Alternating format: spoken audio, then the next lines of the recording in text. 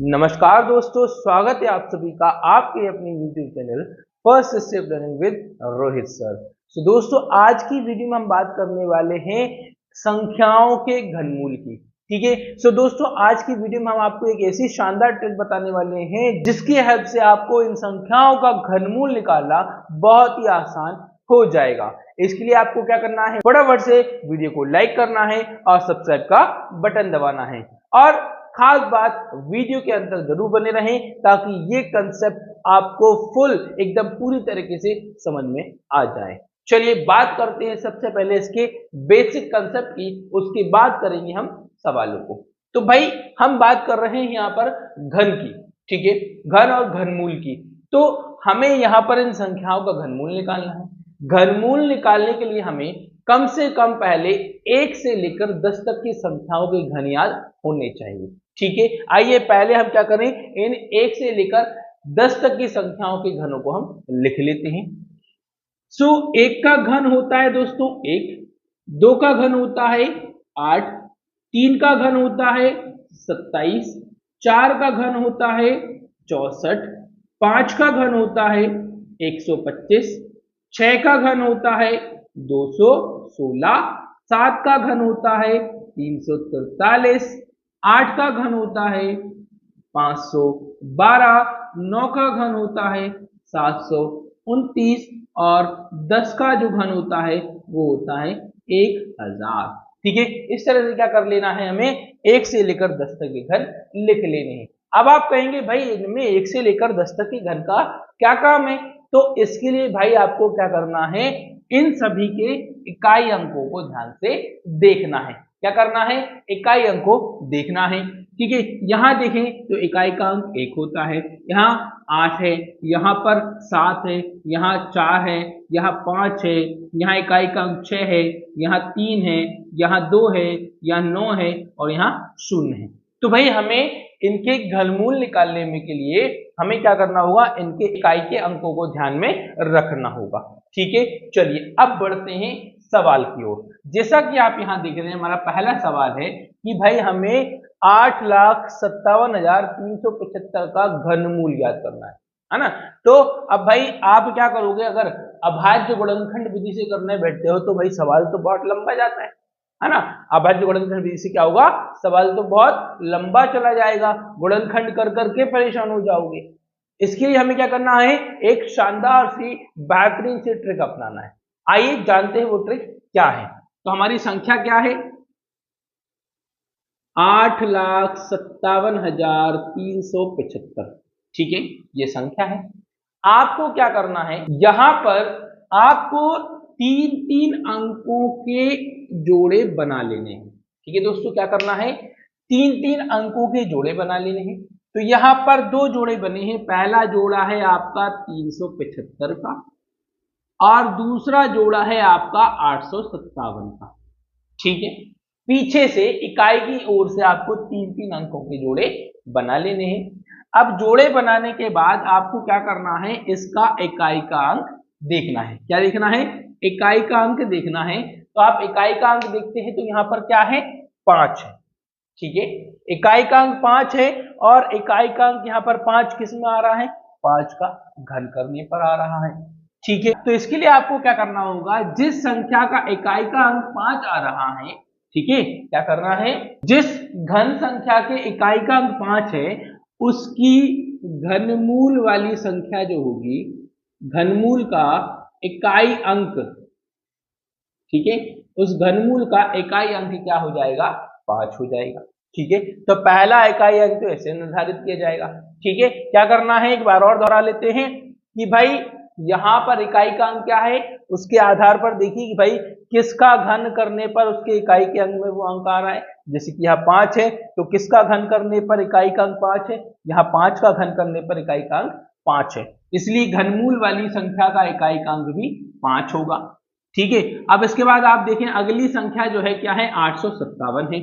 अब 857 किसके घन के बीच में आ रहा है, तो आप देखिए 9 का घन। ठीक है, किसका, 9 का घन जो है 729 है और 10 का घन जो है वो है 1000। ठीक है, दोनों का घन हमने लिख लिया है जो कि 857, ठीक है, 729 और 1000 के बीच में आते हैं। ठीक है, मतलब ये 857 जो संख्या है 729 से बड़ी है और 1000 से छोटी है ना।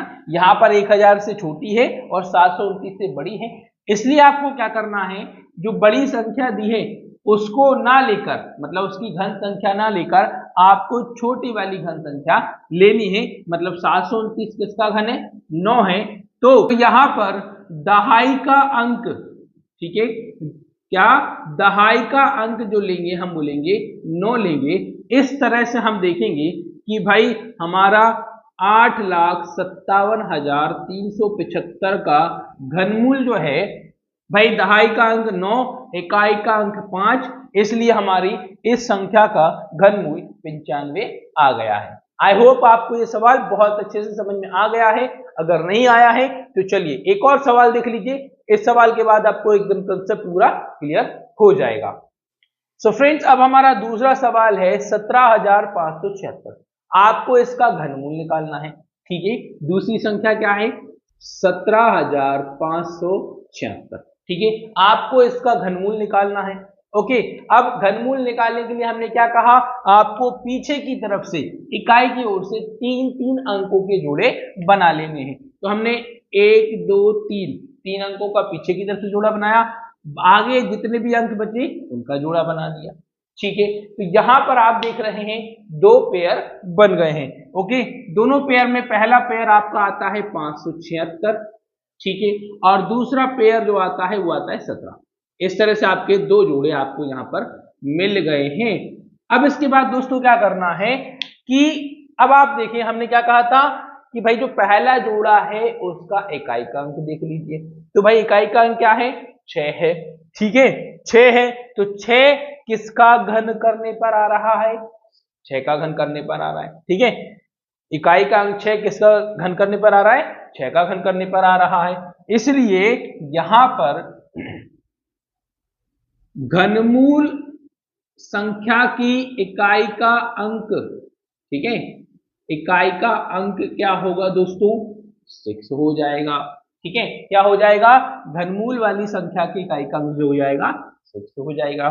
ठीक है, अगला जोड़ा देख ले, अगला जोड़ा 17 है। ठीक है, अब 17, अब आप ऐसी संख्या सोचिए जिसका घन 17 से ज्यादा नहीं होना चाहिए। ठीक है, अब किसी संख्या का घन तो 17 होता नहीं है, लेकिन 17 से ज्यादा भी नहीं निकलना चाहिए। तो यहां आप देखेंगे 2 का घन 8, 3 का घन 27, 27 तो भाई इससे ज्यादा हो गया है ना। हमने क्या किया कि भाई यहां 2 का घन किया जो कि होता है 8 और 3 का घन किया जो कि होता है 27। ठीक है, अब यहां आप देखिए 27 जो है इस 17 से बड़ा है ना, 8 और 27। ठीक है, और इसके बीच में आता है 17, है ना, 17 इससे बड़ा है और 27 17 से बड़ा है। तो भाई इससे बड़ी वाली संख्या तो हमें नहीं लेनी, है ना, हमें क्या लेना है, इससे छोटी वाली घन संख्या लेनी है, और ये किसका घन है, 2 का घन है ना। तो इसलिए यहां पर दहाई का अंक क्या होगा दोस्तों, दहाई का अंक होगा 2 हो जाएगा। ठीक है, दहाई का अंक क्या हो जाएगा, 2 हो जाएगा। तो दहाई का अंक 2 है, इकाई का अंक 6 है, इसलिए 17,576, ठीक है, 17,576 जो है किसका घन है, वो है आपका, यहां पर आप देखें दहाई का अंक 2 है, इकाई का अंक 6 है, इसका मतलब 26 का घन करेंगे तो आपको 17,576 मिलेगा। या यहां पर यूं कहें कि 17,576 का घनमूल कौन है, 26 है। ठीक है, तो इस तरह से आपको यहां पर ये आपको इसका भी घनमूल मिल गया है। चलिए दोस्तों आगे बढ़ते हैं हमारे तीसरे सवाल की ओर और चेक करते हैं कि ये हमारी किस संख्या का घन है। अब दोस्तों हमारी यहाँ पर तीसरी संख्या आती है 10,648। तो मतलब आपको यहाँ पर 10,648 का घनमूल निकालना है। ठीक है, किसका निकालना है? 10,648 का आपको घनमूल यहाँ पर निकालना है। तो इसके लिए हमें क्या करना है, अब आप समझ गए हैं कि भाई सबसे पहले पीछे से इकाई की ओर से 3-3 अंकों का पेयर जोड़ा बना लेना है। ठीक है, क्या करना है? इकाई की ओर से 3-3 अंकों का जोड़ा बना लेना है। तो हमने यहाँ इस तरह से देख लिया कि जोड़ा बना लिया है। अब भाई पहला जोड़ा जो है वो क्या है? 648 है, पहला पेयर जो बना है। ठीक है, दूसरा क्या है? 10 है। ठीक है, अब फटाफट से क्या चेक करेंगे? इकाई का अंक चेक करेंगे। तो भाई इकाई का अंक क्या है? 8 है। ठीक है, इकाई का अंक क्या है? 8 है। तो 8 फटाफट से देख ले किसका घन करने पर आ रहा है? 2 का घन करने पर आ रहा है। तो भाई घनमूल, ठीक है, घनमूल का इकाई अंक आपको मिल गया है। घनमूल का इकाई अंक आपको मिल गया है। क्या? इकाई का अंक आपको क्या मिल गया है? 8 किसका घन करने पर आ रहा है? 2 का, इसलिए इकाई का अंक क्या होगा? 2 होगा। ठीक है, अब बात आती है दहाई वाले अंक की, है ना, दहाई वाले अंक की। तो भाई 10, है ना, हमें क्या करना है? ऐसी संख्या सोचनी है जिसका घन 10 से ज्यादा नहीं होना चाहिए। तो भाई देखें तो 2 का घन 8, 3 का घन 27। ठीक है, क्या है? 2 का घन 8 और 3 का घन 27। तो 2 का घन लिखा 8 और 3 का घन 27। अब भाई ये तो इससे बहुत ज्यादा हो रहा है, इसलिए अब आप सीधा सा क्या करेंगे? दहाई का अंक क्या ले लेंगे? इस वाली संख्या से 2 को ले लेंगे। ठीक है, तो हमारा यहां पर दहाई का अंक क्या दोस्तों? दहाई का अंक क्या आ जाएगा? इस संख्या के आधार पर ये 2 आ जाएगा। तो भाई आपने देखा इकाई का अंक जो है 2 है, दहाई का अंक भी 2 है। इसका मतलब कि आपकी 10,468 जो है, ठीक है, 10,648 जो है उसका घनमूल कितना होगा? 22 होगा। क्या होगा? 22 होगा, क्योंकि दहाई का अंक 2, इकाई का अंक 2, दोनों को साथ लिख दिया तो संख्या बन गई 22। 10,648 का घनमूल क्या है? 22 है। ठीक है दोस्तों, आई होप आपको ये सवाल अब एकदम बेहतरीन तरीके से समझ में आ गए हैं और ये कंसेप्ट अब जो है अब आपके लिए एकदम पूरी तरीके से क्लियर हो चुका है। अब भाई बचता है चौथा सवाल, 4th क्वेश्चन। तो भाई ये कौन करेगा? ये करेंगे आप लोग, और कमेंट बॉक्स में आप सभी हमें इस सवाल का आंसर कमेंट करके जरूर बताएंगे।